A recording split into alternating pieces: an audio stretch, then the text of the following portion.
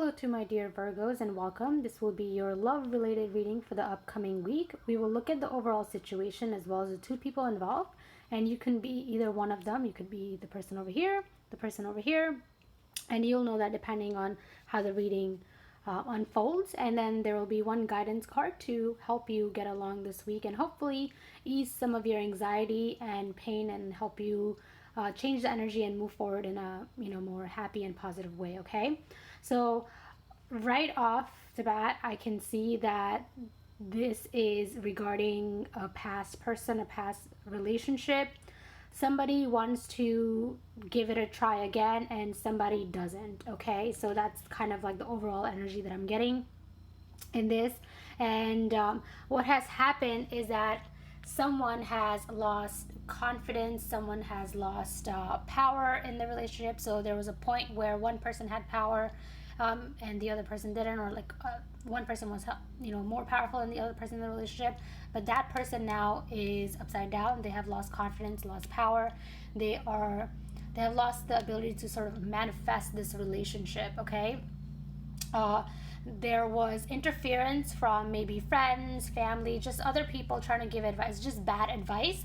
And this person is trying to stand up for themselves, trying to put up their argument on their end and saying that, I want this, let's make it work, let's try again.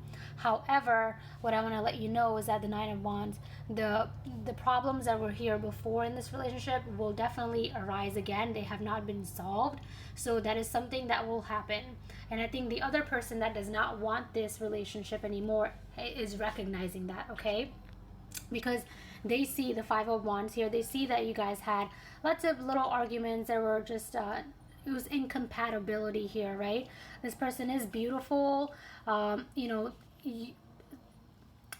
very mature and they have a good sense of family. They want this. They're very wise, and maybe that's why you want to go back to them, or maybe you're this person and that's why the other person wants to come back to you, because this person is almost the anchor. This person is holding the relationship together, or holding the connection together, or this is the stronger person in the relationship, and this person almost wants to just like put their shit on here, right? Okay, because they feel incomplete without this, but they need to come to a conclusion that to feel complete they have to figure that out for themselves.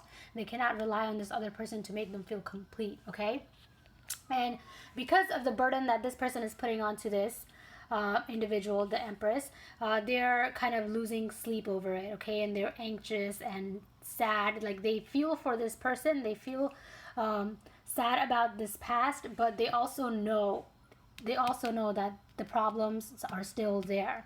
The problems are still there and they'll be there, and it's not like they'll be resolved just because you get back together. Okay, they are in the limbo. Or they're making you feel like they're in the limbo, but in all honesty their heart is made up not to be in this connection. And I'm really sorry that I have to pass this message on, but this is what I'm seeing. Okay, so let's look further into each person just to kind of give us more confirmation. Okay, so this person on this side, which is I think the person that wants a relationship, right? They have Five of Hearts, sorrow. So they're kind of thinking about the past and they're regretting their decision that they made in the past. Maybe they're the one who walked away, they're the one who did the breaking up in the past, but right now they feel like they're ready. Ripeness, they're ready to settle, they're ready to come back in a solid way and offer commitment, but there is nothing here for them. There's nothing here for them, unfortunately, and they're feeling guilty. They're feeling guilty because of their past decision, because they feel like they missed out on this opportunity and this was like the best thing that happened to them, and they didn't recognize this in time. I'm really sorry if this person is you. Remember, I will come back to the advice part in a bit, okay? Let's look at the other person here. So this other person has the Awakening and they have the Lovers.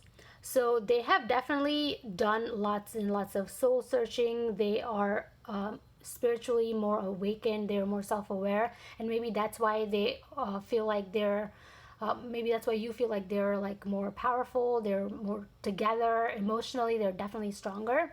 The Lovers, they definitely have a choice to make here. They definitely have a choice to make, either to come back to you or not. Maybe they have a choice between you and someone new, but there's a choice that this person has to make, and they're very well aware of it.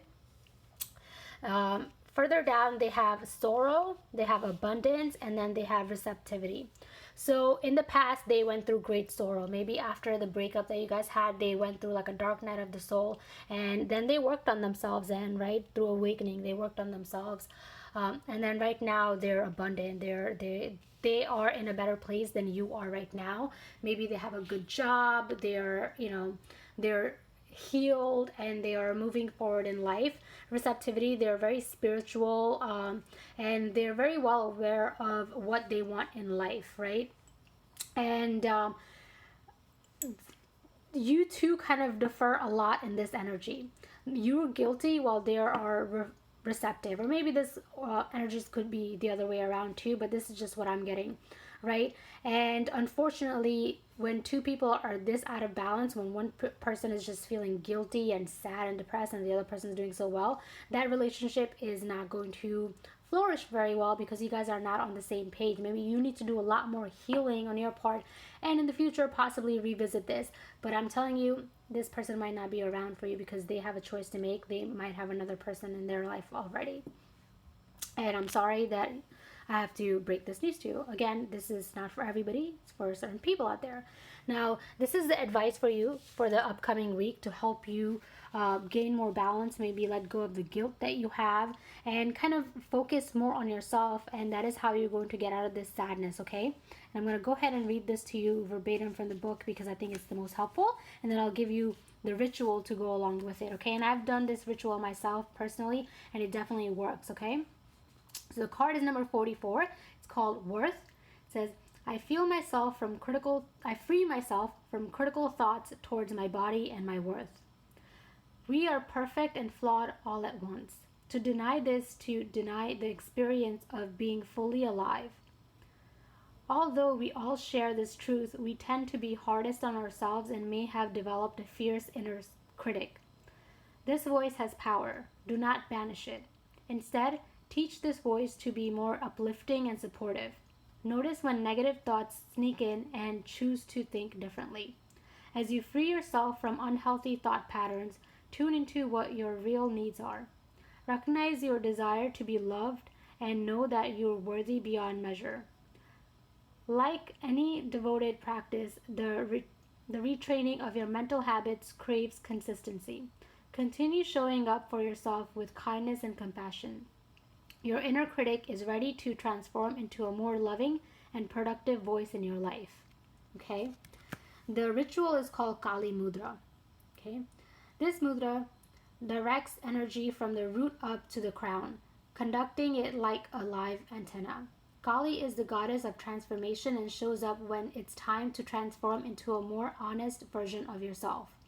This exercise also helps dissolve blocks or thought patterns that may be dimming your glow.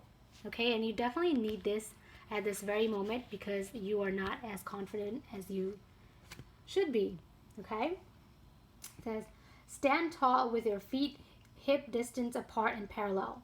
Ground firmly and evenly into your heels and legs, feeling the earth beneath you.